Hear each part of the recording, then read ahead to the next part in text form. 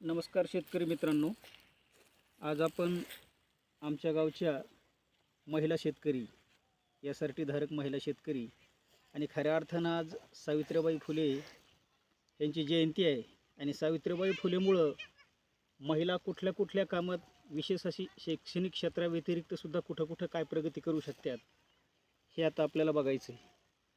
तर नमस्कार, आज आपण आलेलो आहोत तारामतीबाई काळे यांच्या यशासाठी शेतीला भेट देण्यासाठी.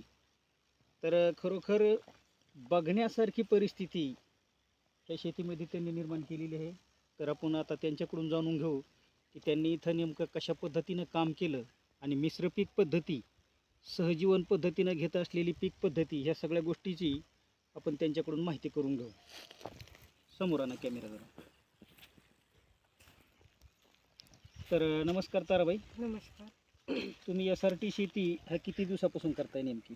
म्हणजे पहिलंच वर्ष आहे आमचं शेती SRT. बरं बरं. तर ह्या क्षेत्रामध्ये तुमची कपाशी किती एकर? आता एक क्षेत्र 2 एकर आहे तुमचं. 2 एकर. तर याच्यामध्ये कुठली वखरणी नाही, कुठली पाळी नाही, मशागत नाही, कुठली खुरपणी नाही, डवरणी नाही, काहीच नाही. नाही काहीच नाही. तर तुम्हाला कापसाचं उत्पादन किती आलं? कापसाचं उत्पादन समजा आम्हाला 2 एकरमध्ये 13-14 क्विंटल झाला. आणि रासायनिक खताचा वापर किती केला होता? रासायनिक खत म्हणजे लयच कमी प्रमाणात टाकले आम्ही. ठीक आहे. अत्यंत कमी प्रमाणामध्ये रासायनिक खताचा वापर करून तर आता ही कपाशी कट करून तुम्ही ह्याच्यामध्ये कांद्याची लागवड केली. कांद्याची लागवड आणि ही जी नळी टाकली, ह्या नळीवर आपण चिया पिकाची लागवड केली. हो. आता काही वेळापूर्वीच मी आपले डॉक्टर पोटे साहेबांनी तयार केलेला भोकरदन तालुक्यामधला चिया पिकाचा एक सेपरेट व्हिडिओ आम्ही बघितला होता. तर त्याच संदर्भात आज इथं असं बघून मी स्वतः तर मंत्रमुग्ध झालो की एक महिला, एक स्त्री, सावित्रीबाईची लेक आपल्या 2 मुलींना सोबत घेऊन कशा पद्धतीनं शेती फुलवू शकते ह्याचं ज्वलंत इथं उदाहरण आहे. तर हे कपाशीचे मागील पिकाचे मुळं ही इथं आपण जागेला बघू शकतो. उत्कृष्ट पद्धतीनं ह्या कांद्याची सुद्धा ह्या बियाचा कांदा आहे. म्हणजे याला सुद्धा आपण फुटव्याची संख्या बघू शकतो. तर आपण त्यांना विचारू की याच्यामध्ये आपण नेमका खताचा वापर किती केला आतापर्यंत? आतापर्यंत आम्ही म्हणजे याच्यामुळे खत टाकलंच नाही आतापर्यंत. परवा दिवशी खत टाकलं मी, प्लॅन्टो आणि 10 किलो DAP. फक्त 10 किलो DAP 1 एकर क्षेत्रासाठी? 1 एकर क्षेत्रामध्ये. तर असं वाटत नाही तुमच्या शेतामध्ये बघून की कुठंच तुम्ही असं खताचा कमी वापर केला असेल? असं काही दिसत नाही. ज्या शेतकऱ्यांनी खताचा वापर केला त्यांच्या कांद्याची क्वालिटीसुद्धा एवढी तजेलदार दिसत नाही. तर एवढं तजेलदार येण्याच्या पाठीमागचं नेमकं कारण काय तुम्ही सांगू शकता? याच्या पाठीमागचं कारण म्हणजे SRT, बाकी बरोबर. काहीच नाही.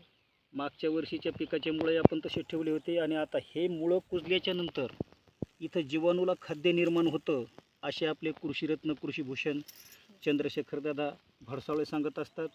आणि 3 ते 4 पिकाची लागवड एका ठिकाणी केली आहे. पलीकडे तुम्ही त्या SRTमध्ये गव्हाची लागवड केलेली आहे. इथं कांदा प्लस चियाची लागवड केली आहे. आणि हे तुरीचे धसकटंसुद्धा आपण बघू शकतो. ही तूर त्यांनी कापून जनावराला खाऊ घातली आणि तीसुद्धा तूर त्यांना उपटली नाही. म्हणजे कुठल्याही वनस्पतीचं मूळ बाहेर काढायचं नाही.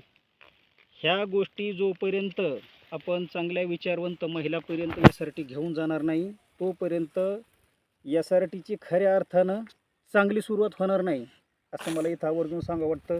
तर तुम्ही इतर आपल्या शेतकरी भगिनी त्यांना SRTबद्दल काय सांगू इच्छिता?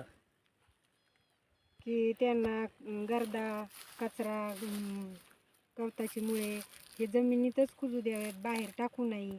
याच्यापासून आपल्याला खताचे प्रमाण खूप कमी लागते आणि ह्या मुळाचं सेंद्रिय खत तयार होतं. शाबास. तर आणखी तुम्ही तुमच्या जवळच्या मैत्रिणीला, नातेवाईकांना आणि गावातील इतर महिलांना तुम्ही आज काय संदेश देऊ इच्छिता?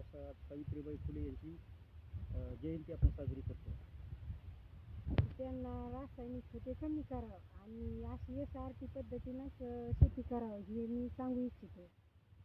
तर धन्यवाद दिलेल्या मुलाखतीबद्दल. धन्यवाद.